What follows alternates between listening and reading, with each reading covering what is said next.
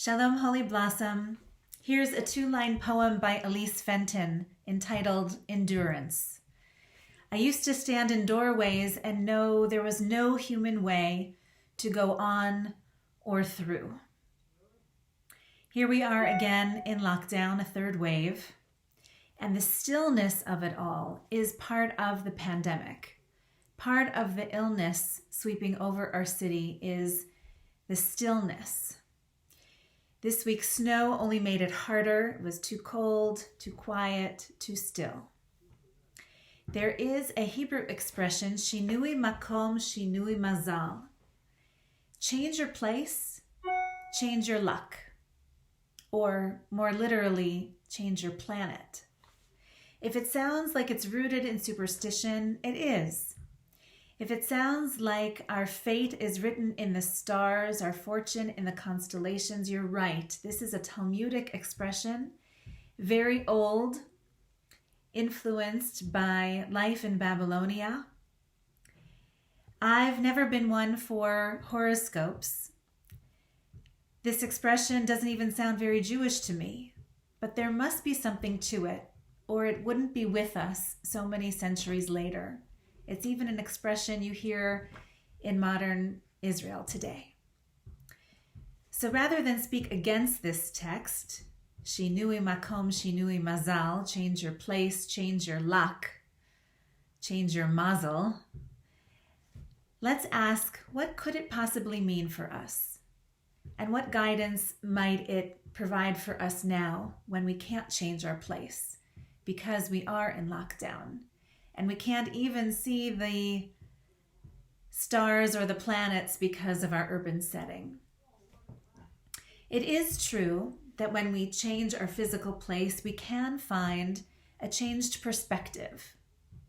Just by shifting a chair a few inches or turning our head just a few centimeters, we have a new outlook, a different vantage point. Just lifting your body up on your toes for the Kedusha, that's enough for a new vantage point, a new outlook, a new perspective. I've noticed in the last few weeks, I've heard from a lot of people about change in their homes. People are moving physically from one home to another, and the real estate market in Toronto is sky high.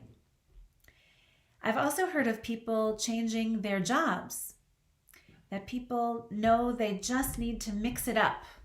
They just need to do something different, have something fresh in their lives. We cannot travel now, and I know Canadians and Holy Blossomites are great travelers.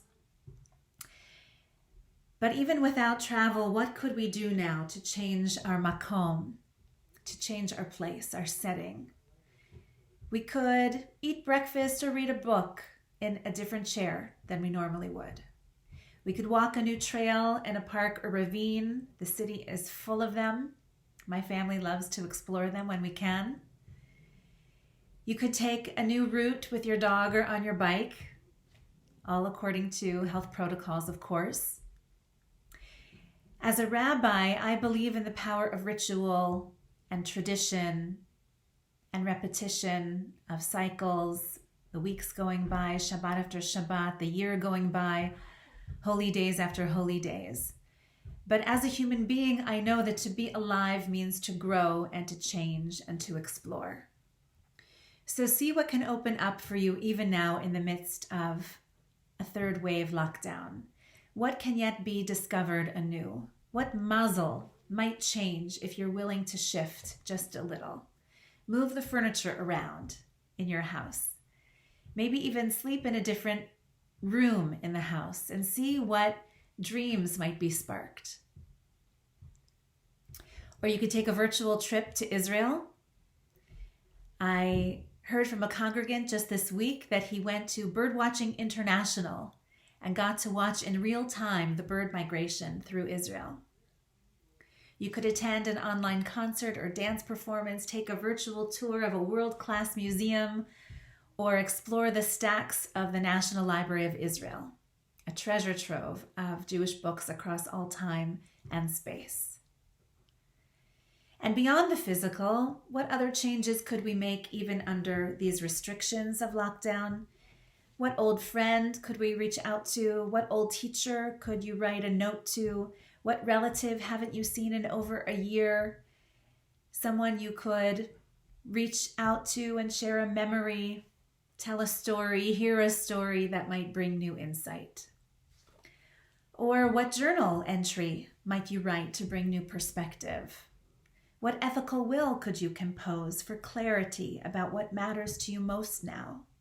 What new tzedakah could you give to a worthy cause you haven't yet supported?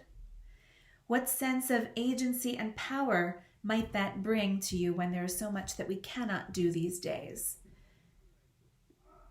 What music haven't you heard in ages? Turn it on, crank it up, dance like no one's listening.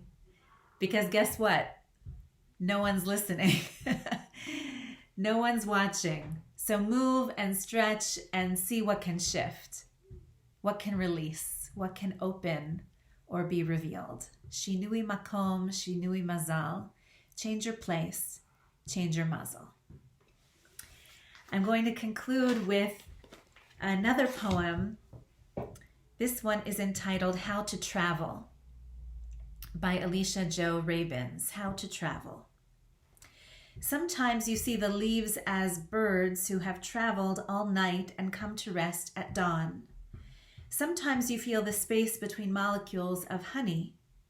Sometimes you are in the airport. Sometimes you are the hospital. You find your seat an hour before sunrise and watch polar bears swim slowly underwater through the glass. Oh, immigration.